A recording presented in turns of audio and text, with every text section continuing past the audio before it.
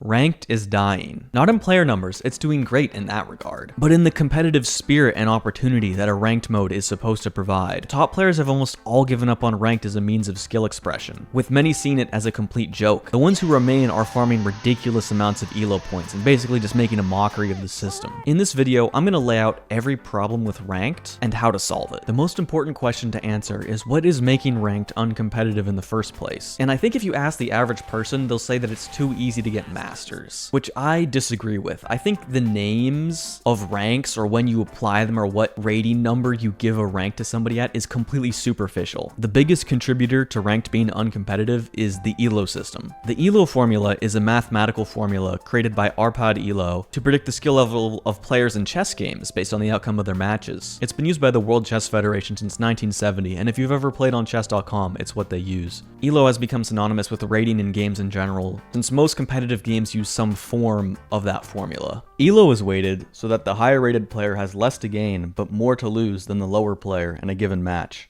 I'm not going to go in depth into the mathematics of it, but you should note two important factors. The first is that elo is zero sum. This means that the winner gains exactly as much as the loser loses. If you gain 8, your opponent loses 8. If you gain 20, your opponent loses 20. The second thing to note is that elo becomes more accurate the more games that are played. If you play 100 games, the system will be closer to knowing your true skill than if you've played only 10 games. These two rules are very important for elo to facilitate competitive matchmaking, and Supercell is violating them in 4 very important ways. 1.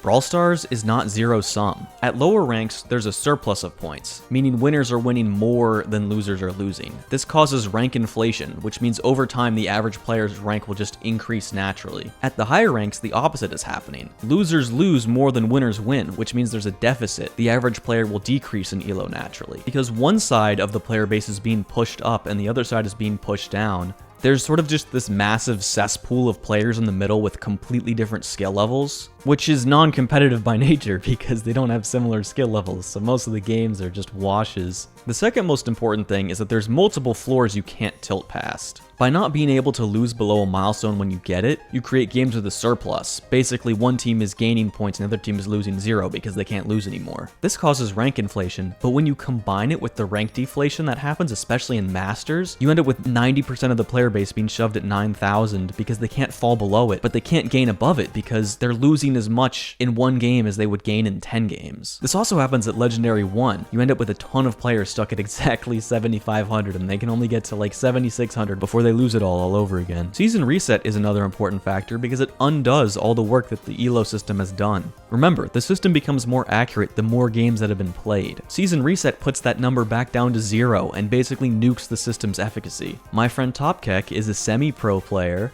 but he's in Bronze 2. Do you think he belongs in Bronze 2? Because I don't think he belongs in Bronze 2. He helped me get an 1,000 game win streak. The final problem is that you gain more elo per game as a solo queue player than you do in a team. This incentivizes players to play solo queue, and this is problematic for a few reasons. The same exact problem happened with Power League, because Team Power League was kind of a wash, it was full of win traders, it was impossible to get masters, so everybody played solo Power League. And when you force everybody to play solo, you foster a very toxic and uncooperative community who is slow to work with teammates, quick to blame them, and focused entirely on individual accomplishments. Not only that, but you need teammates at the highest level. Do you think they're playing with randoms at the Brawl Stars World Finals? Looks great on you, Semantic. How are you feeling, buddy? Try to put into words the emotions that you're feeling right now in the Superfest arena. I feel so bad, like Supercell, please never match me with these people again. I got stuck for every game. If you want your ranked mode to be truly competitive, then by incentivizing people to play solo, you're actually just lowering the overall quality of play. And if you're a player who's solo queuing because they struggle to find teammates and you'd like teammates to play with, join my Discord server, it's linked below, or join just tons of other awesome Discord servers. Other YouTubers have bigger Discord servers. Just meet people and I guarantee you'll find good teammates. Before I go into my fixes, there's one more factor that I would like to address, especially because I know Supercell is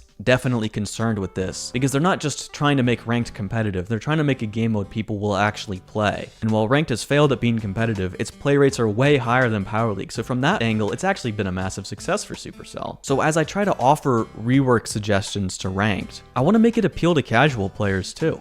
So how do we fix ranked while appealing to casual players? My plan is to split ranked into 2. Mythic 3 and below will continue to be casual, with rank inflation, milestones you can't tilt past, modifiers, and season reset. When you hit legendary, that's where gets real. To make sure we have enough ranks to accurately represent people, we are going to add more at the top. The scale will be Legendary 1, 2, and 3, Masters 1, 2, and 3, and then Champion, which will be top 2,000 in the world. I chose 2,000 because that's what the ranked global leaderboard shows. In the higher ranks, your elo gain or loss will be based on your elo versus the average of the enemy team's elo. An exception will be made if you queue with players who average 3 or more ranks ahead of you, such as a Legendary 2 player with Masters 2 teammates. In this case, your elo gain will be based on your entire team's average elo versus the enemy team's average elo. You will gain less elo due to this, and it serves to make boosting more difficult. The matchmaking will be based entirely on elo, not on rank. Matchmaking will try to put you with teams close to your elo level. How close? I don't really know. That's something Supercell would have to decide because they've got queue times to worry about. But in a true elo system, if you have a mismatch, then the system should still be able to account for that,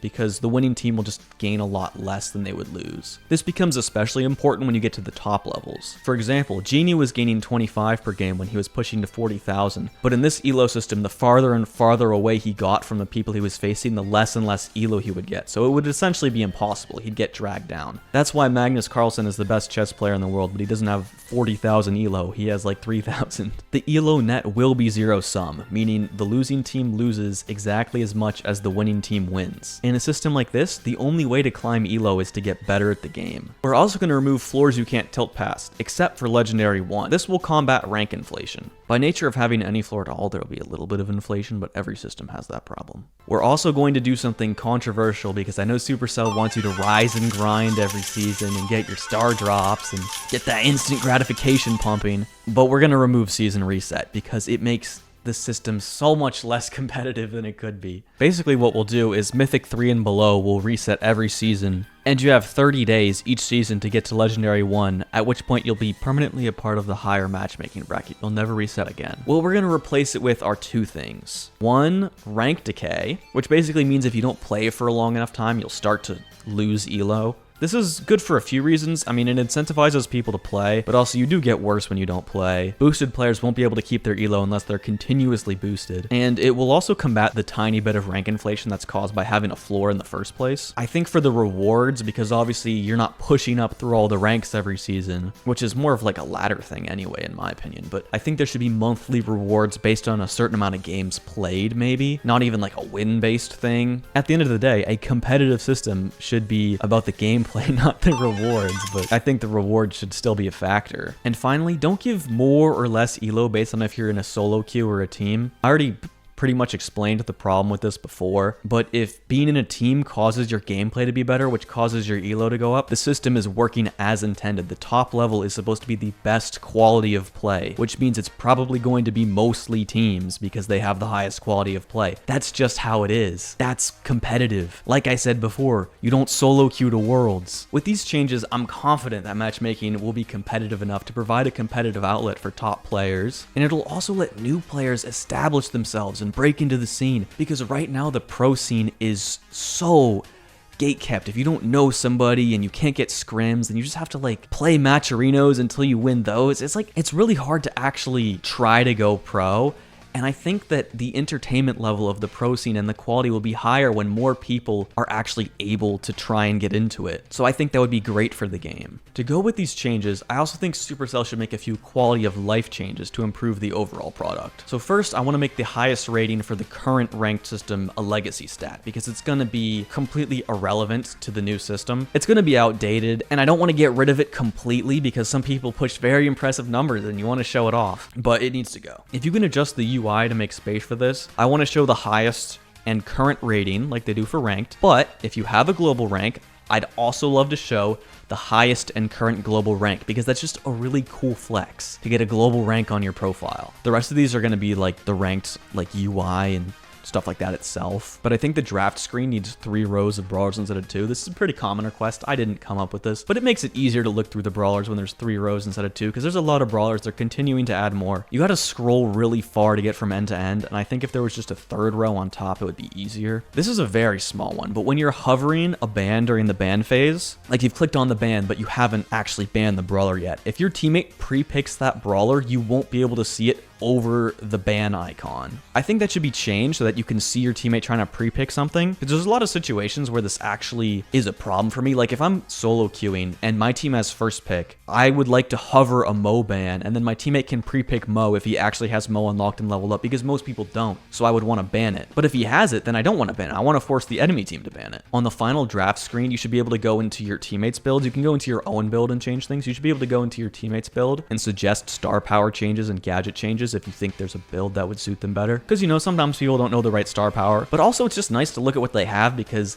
you might be like, oh, this person's running the wrong star power, but then you look and it's the only one they own. Like maybe they got it from a star drop and they don't have enough gold to get the other one. You can't really hate on them for that. The final thing is if a ranked match is tied after 3 games, so each team has 1 win and then there's a tie, I think a 4th game should be played as a tiebreaker, and only if that game is tied, and then it should be a tie overall. Nobody really likes ties, so I just like to cut down on the amount of ties. I think it would make everybody happier, and like a game 4 is just really exciting, I think. Unfortunately, this will lead to backyard bowl purgatory, so have fun with that. All right, if you watched this video all the way through, I appreciate it. This is a little bit different from my other videos. If you're still watching, you should subscribe, because I've got some cool videos coming up. I'm thinking next week I'm gonna make a video about, like, I think I'm gonna make a video about Kitten Heist, because people think it's a meme, but it's actually good. Like KCP picked it for a reason. Like you gotta trust me on you gotta trust me on this one. It's actually just wait and see. Just watch.